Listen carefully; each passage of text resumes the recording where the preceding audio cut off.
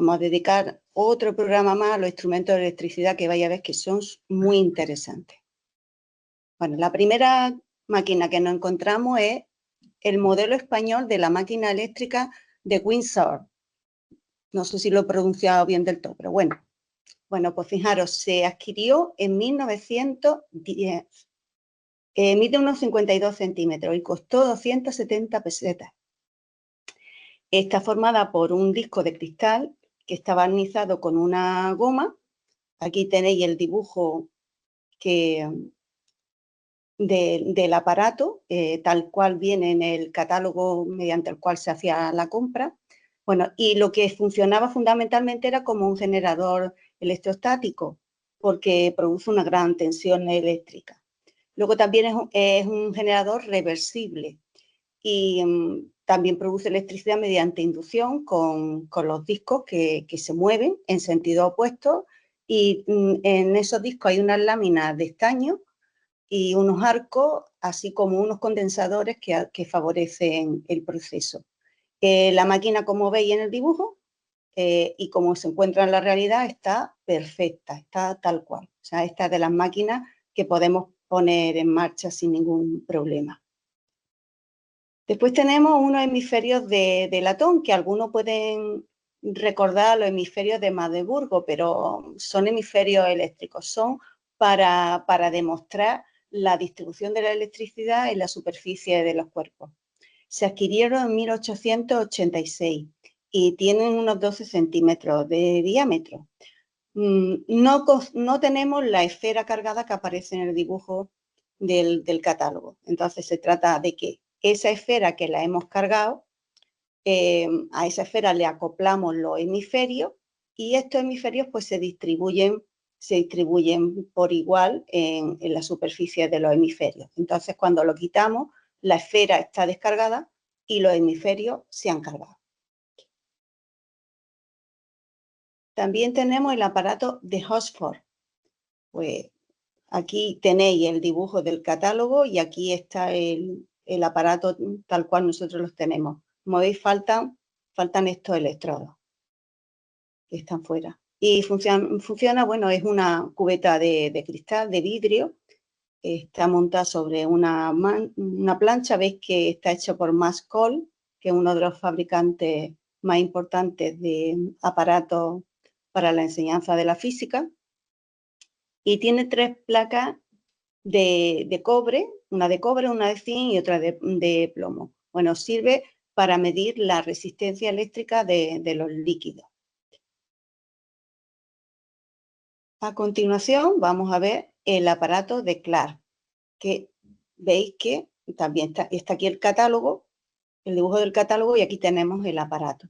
Y ahora veremos otras cosas que trae este aparato. Bueno, pues se llama, su nombre es la máquina magnetoeléctrica de Clark. Se adquirió primero en 1861 y posteriormente en 1878. Este tipo de máquina la hizo primero PC. Luego Clark lo que le puso fue un imán y lo instaló en forma vertical. También le añadió 2 carretes móviles que se encierran, que dentro tienen los cilindros de hierro dulce, que están a su vez enlazados por una plancha de hierro dulce. El fabricante Rumford. ¿Y para qué sirve esta máquina? Bueno, pues una máquina de inducción, es para amplificar las corrientes de inducción. Entonces, es realmente un aparato de inducción electrovoltaica. Sirve para producir los efectos de las corrientes de inducción magnética. Mediante el volante, que veis que tiene una cadena sin fin, pues se comunica al electroimán un movimiento de rotación, de tal forma que en cada vuelta se imana y se desimana 2 veces, corriendo por los carretes la corriente de inducción. Y como veis, bueno, pues también en el dibujo aparece una copa y aquí aparece otro aparato que está en un maletín anexo. Vamos a ver el maletín. Has quedado sin voz. ¿Sí? ¿No? ¿O sí? No te oímos. Yo te ¿No? oigo bien. Yo lo oigo bien. ¿No me oís? Ahora ya sí. Yo también te oigo bien. Vale. Bueno, pues como os decía, no solamente el aparato en sí, sino que tiene otras partes. Y una de ellas es como una copa que desgraciadamente, como veis, está rota, una copa de cristal, que es el voltámetro de Clair. Se adquirió primero en 1861 y posteriormente en el curso de 1918-1919. Es un voltámetro de 10 centímetros y, bueno, consta que se adquirió por la cantidad de 104 pesetas. Esto aparece en la memoria del curso 1918-1919. Bueno, es una vasija masticada, o sea, el adjetivo masticado hace referencia a un barniz aislante que es atravesado por dos hilos de platino, que a su vez están en comunicación con los electrodos de una pila, como se puede ver en el dibujo, y además, bueno, hay dos campanitas para recoger los gases que se desprenden. Este aparato pues sirve para poner de manifiesto la descomposición del agua en hidrógeno y en oxígeno. Otro aparato muy interesante y que prácticamente está íntegro es el Persberg.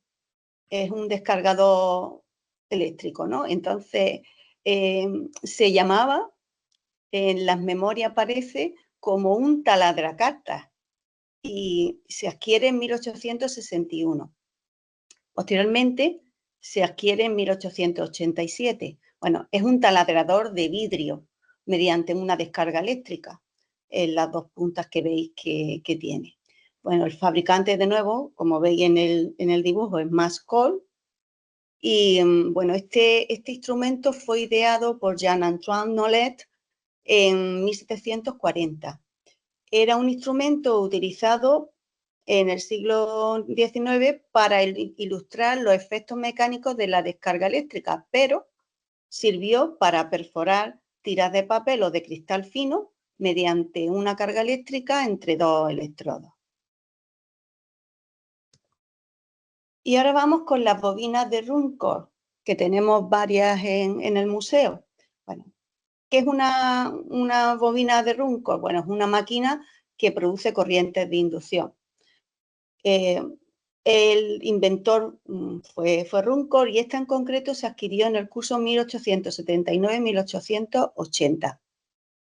Bueno, esta es anterior a la de los transformadores de corriente alterna y es un transformador polimorfo y elevador en el que se obtiene a partir de una corriente primaria continua y de una pequeña fuerza electromotriz, obtenemos una corriente de alta tensión alterna. Es un precursor del transformador y se utiliza para obtener corrientes inducidas de alta frecuencia y potencial. Entonces, con este tipo de corrientes pues era posible iluminar los tubos Heisler, los tubos de rayos X, detonar incluso explosivos a distancia, en fin, tenían muchas aplicaciones. Vamos con otro modelo de esta bobina. El segundo modelo. Bueno, se parece mucho al primero, pero bueno, es diferente. Y como veis, bueno, pues aquí está el dibujo en el que se ve cómo se usa para el alumbrado eléctrico. Bueno, pues esta es más moderna, se compra en 1914 y en el inventario aparece como una bobina de inducción con interruptor de rueda dentada. Este tipo de bobina es citada por Julio Verne en su novela 20.000 leguas de viaje submarino y también en el viaje al centro de la Tierra. Ahí he puesto las citas que vienen literales en ambas novelas, ¿no? En la que describe el funcionamiento de esta máquina y cómo se usa. De nuevo, bueno, otra vez de nuevo, pues un generador electrovoltaico para los tubos Heisler, para la producción de corriente inducida, para las bobinas de inducción. Y bueno, pues es muy interesante, ¿no? que bueno, ya en la literatura de Julio Verne pues apareciese este aparato en dos de sus novelas. Y vamos con el tercer modelo. Bueno, pues esta se adquirió en 1881 y además aparece como pagado con dinero procedente de los derechos académicos. esta fue encargada expresamente en los talleres del inventor, o sea, no se compró a través de Mascol, del catálogo de aparatos para la enseñanza de la física, sino que se encargó en el taller de Runcorn en París. Bien, en este caso, bueno, pues lo que tenemos son dos carretes superpuestos, uno formado por un hilo grueso de cobre que tienen 1 o 2 milímetros de grosor y unas 300 vueltas, bien aislado, que es por donde pasa la corriente inductora que llega a los dos bornes de la parte izquierda inferior, como podéis ver. Y el otro carrete que envuelve concéntricamente al que hemos nombrado anteriormente está formado por un hilo de cobre muy fino con un gran número de vueltas y aislado saliendo la corriente inducida por los dos bornes superiores. Y con esto, bueno, pues terminamos la sesión de esta semana.